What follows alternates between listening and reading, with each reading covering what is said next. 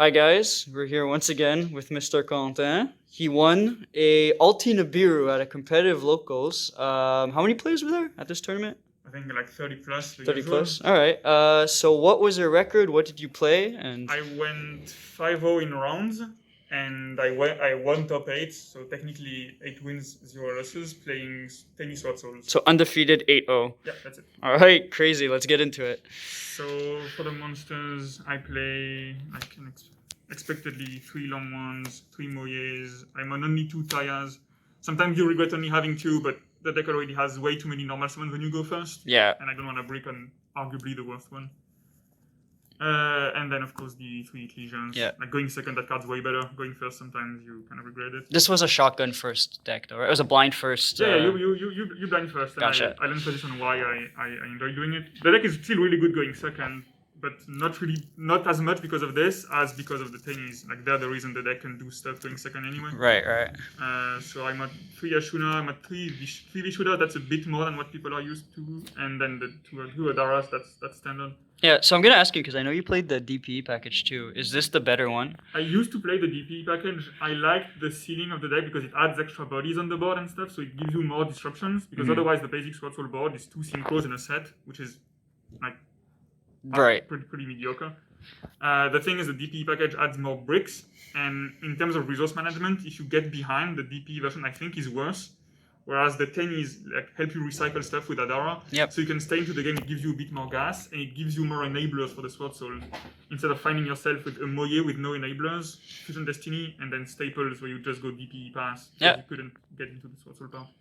It's kind of the glue that keeps the deck together. No, that's fair. That's fair. I think I've seen people actually favor this now, so I think it is. That might be a bit much, but I play Desires and I Fear God, and I think it's too likely to lose some of the combinations if you only play 2. When you go second, you're happy to see the card. When you go first and you just see this and the long one and then Staples, it's okay. Yeah. I'm not like entirely sure on the third, but it worked out well. For the weird ratio though, the 2 Protos in the main, I'm confident that Protos is the only reason that deck does anything like competent going first.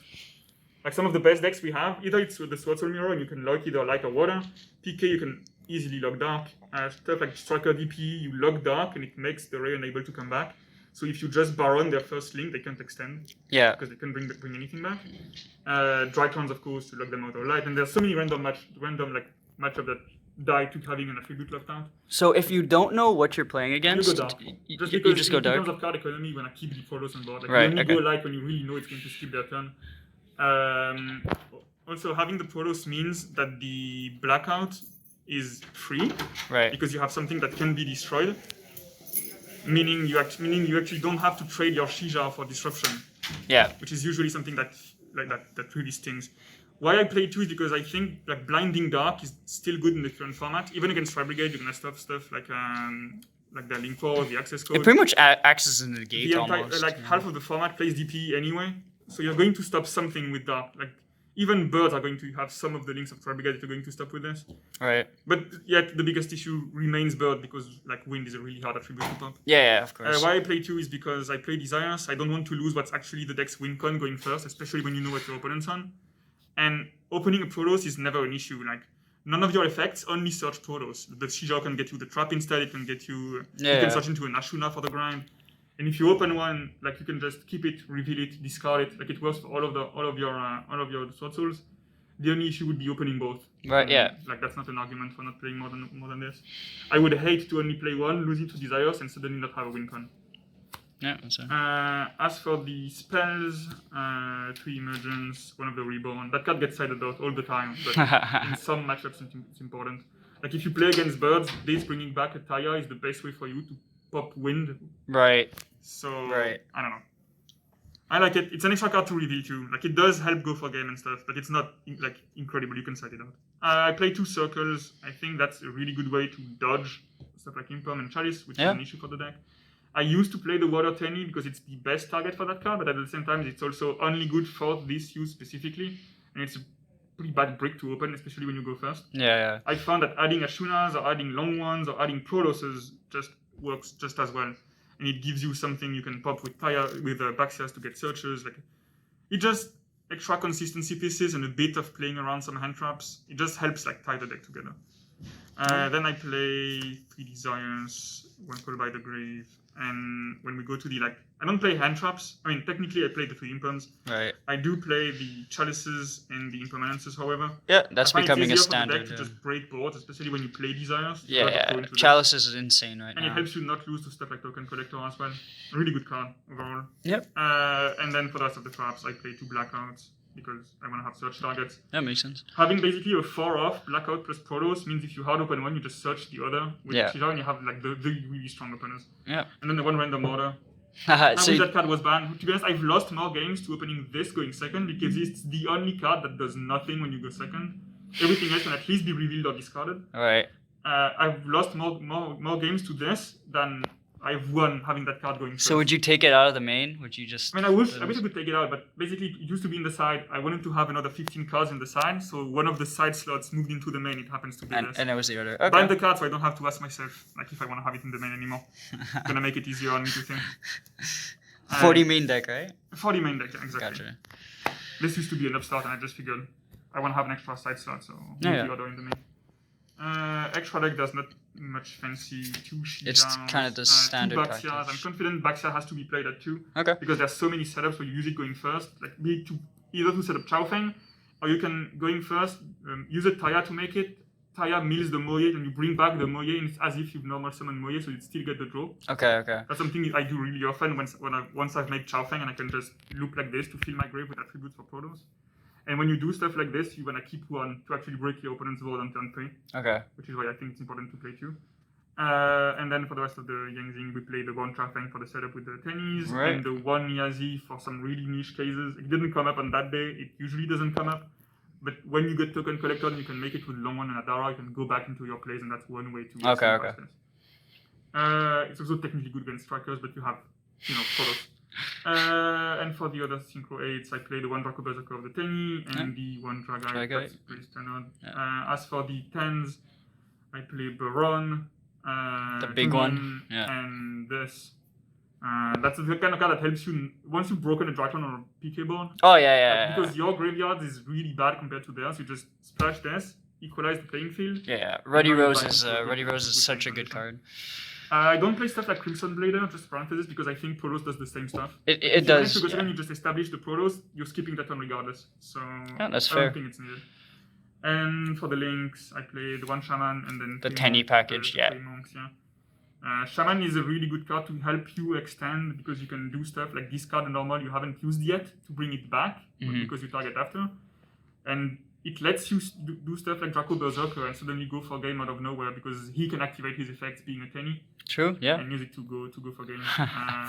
It's also a good way to link stuff away, add a fire attribute for Protos. It has uses. Right. It's unfortunate having to play 3 monks, but otherwise the Tennis can break you. You could play 2, if you have something you want to play, you could play only 2 monks. I just don't find any synchros I need other than this, so might as well play more glue to keep the deck. Yeah. And as for the side deck, it's gonna be very obvious which decks I don't want to play against. This is for PK and technically also Sword-Souls because you don't want to get Protos out of water. Good into a lot of stuff right now. Virtual World as well. Virtual World, PK, but it's mostly PK and Sword-Soul. Their main game plan can go through, but if I can stop them from making a Chaofeng for light and then locking me out of water, I can actually play the game. And a Sword-Soul board, I think, is insufficient to stop a Sword-Soul player. Right. If you don't lock them out. And of course PK. And then for stuff like birds or Drytrons. Of course. Stuff, I love how these 6 have been a staple in the side for They've been there for a while. They've been there for quite a while. As an old dinosaur player, it feels good to be the one using this. And then for the rest of the side, we play 3 droplets. And I know the deck has a really bad card economy if it doesn't really get into the Tenyi part. Because it does go minus a lot before Moye can resolve. The thing is, if you don't stop Scythe, you lose the game. Yeah, so this is really here for the side. It's neat for stuff like this. And it's also interesting when you go first and if you know that Protos resolving wins you the game, you can swap this for the imperms just to make sure you don't get Token Collector because now you play 6 spells that can negate it. Right. Just to make sure your play goes through and then the game's over. And going second, because you play 3 chalices and 3 imperms, you can sometimes just use the droplet for 1 as an extra imperm. You just train it, send it. You play multiple search spells that you can be sent for free. So the card economy is not the greatest for that card, but it's needed because of Scythe. Right. And because of the scythe, there's also 2 cyclones. Like those 3 and those can get it in against PK. That's another way to outside, and that's another way to, backward X. Yeah. And speaking of backward X, we have the 3 evenlies and the red reboot. Yeah. That also gets in against PK. That makes sense, yeah. Because flipping their own trap to then chain the DP to something like droplet is something they do. Right. If you chain the reboot, the DP can never chain. You end up negating the scythe. Yeah, the 4 blades are dead, and you win the game.